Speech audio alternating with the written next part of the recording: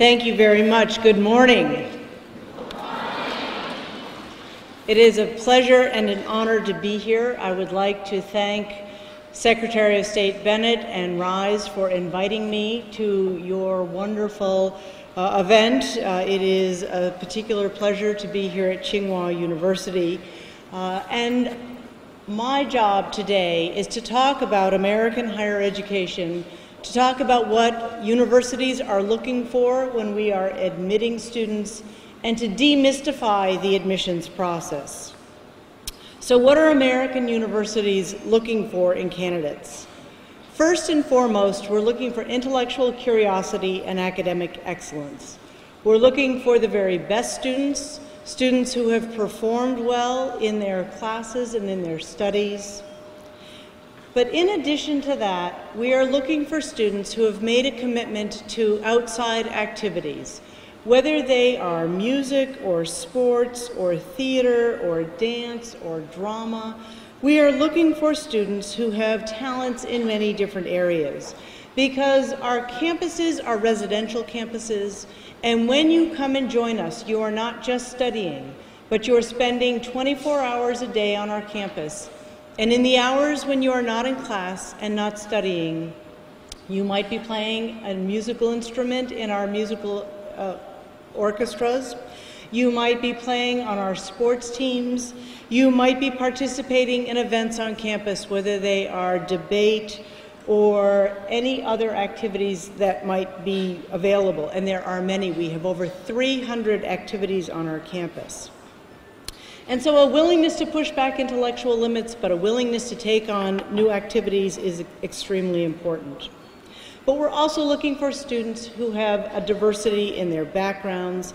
We're looking for a campus that is made up of individuals from every part of the United States and every part of the world. And it is one of the reasons I am here. We have always believed at Princeton that we can't expect students to come to us unless we are willing to go to them, which is why I am here and my staff members travel throughout the world to meet students and their families, to talk about Princeton, so that there's a better understanding between our countries of what is offered. The most important thing in the process, however, is your own integrity and honesty and the genuine credentials that you present. When you come to our university, and especially Princeton, you are going to start a relationship that will last your lifetime. It will not only be the 4 years on our campus, but it will be a relationship that will last for 70 years. And therefore, everything that you present to us must be authentic. It must be your own work, they must be your own essays, they must be your own grades.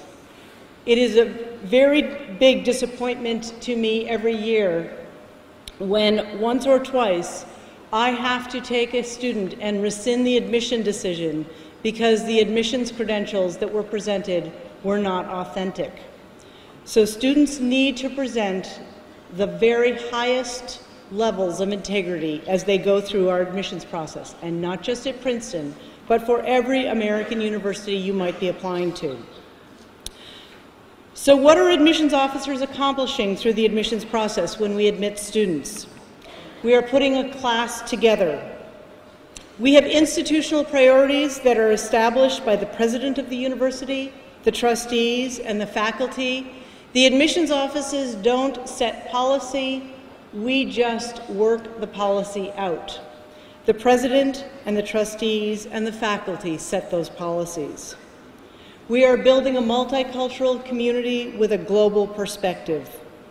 We are supporting many different schools within our universities, such as music programs, athletic programs, engineering programs, theater. And that means that we're looking for students with those talents. So we're always looking for students who have engineering skills and students who might bring musical talent to our campus. We are able to take only a fraction of the qualified candidates who apply every year.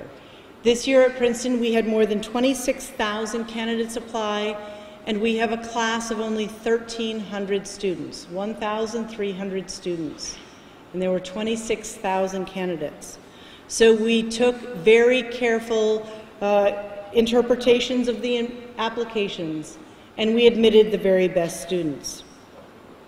Some institutions in the United States have financial aid for international students.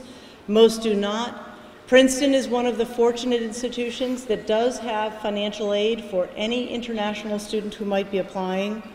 So if you are a bright student who has worked hard, don't let finances keep you from applying to Princeton. We would want you to apply because you very well might be a good student on our campus. So how do selective admissions decisions get made?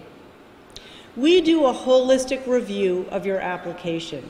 We are looking at the whole person, not just your academics, but your entire high school accomplishments.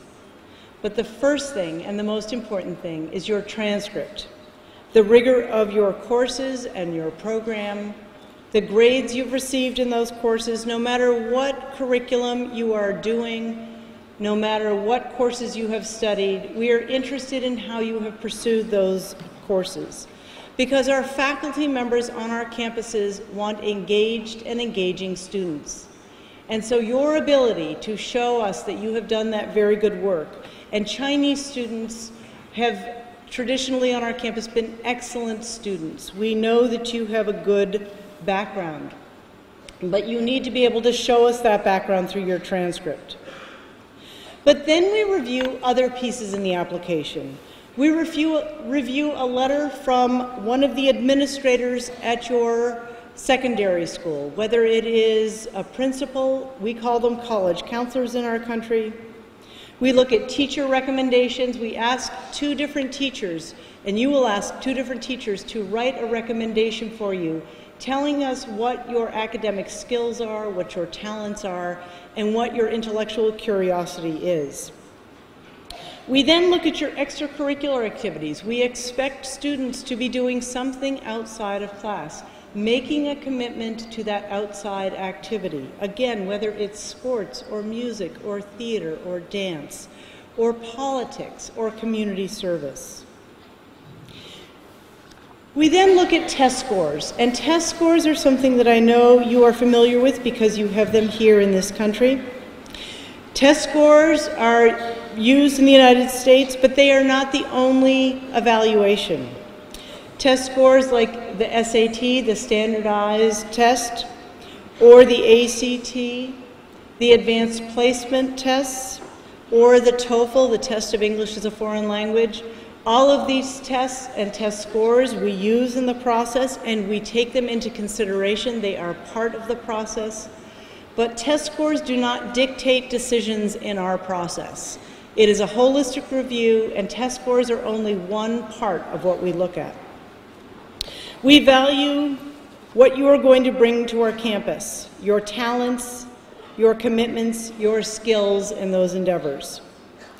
When we go through an application, we have two different readers read every application and we summarize it.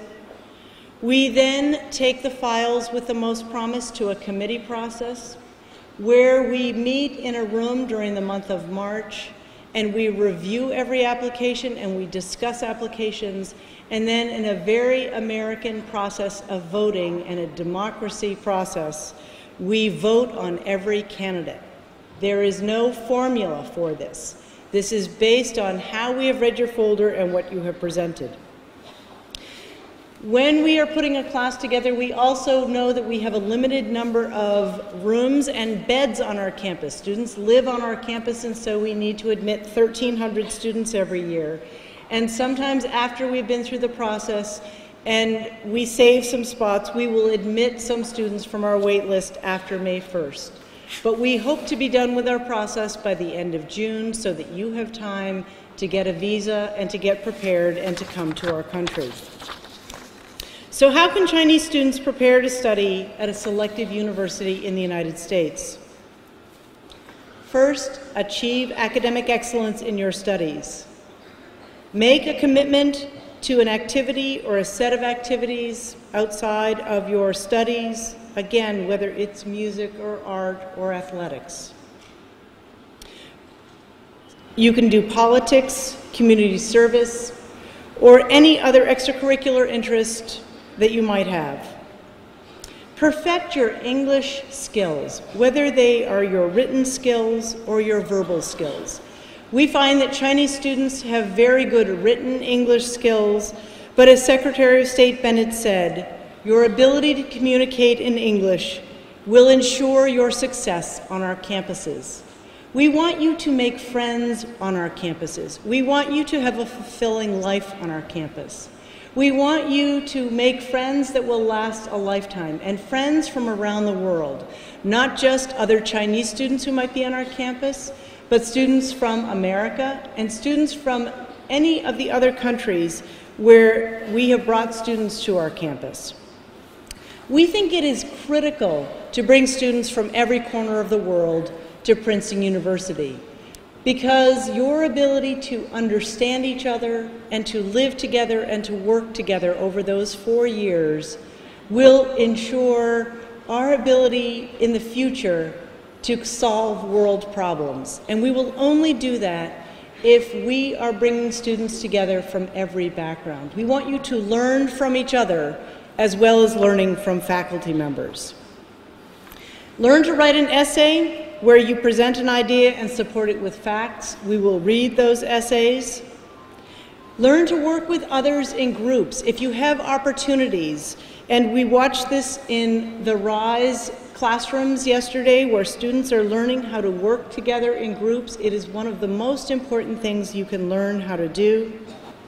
Learn to speak up. And if your traditional Chinese classes do not encourage that, find opportunities where you can learn to speak up in class and present your ideas. American faculty members and professors expect students to come into class to be able to answer questions when they are asked and to volunteer opinions and thoughts on the readings, not just to memorize, but to synthesize and to think critically about issues and to form your own thoughts and conclusions, because when you get out into the world, you will need those skills to solve the complex problems the world is presenting to us.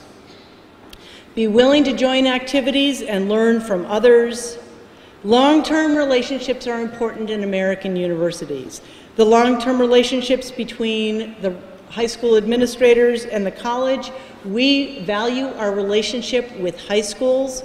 We value our relationship with the other administrators and faculty members at those high schools. I was able to visit a high school here in Beijing this week.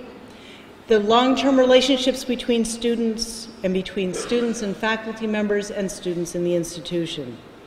And so always tell the truth when you are doing this process, because this will be a lifetime relationship. And if you are fortunate to go to any one of the outstanding colleges and universities in the United States, not just Princeton, but there are 3,000 institutions of higher learning in the United States, and they are all excellent, you will be the group that we will rely on in the future.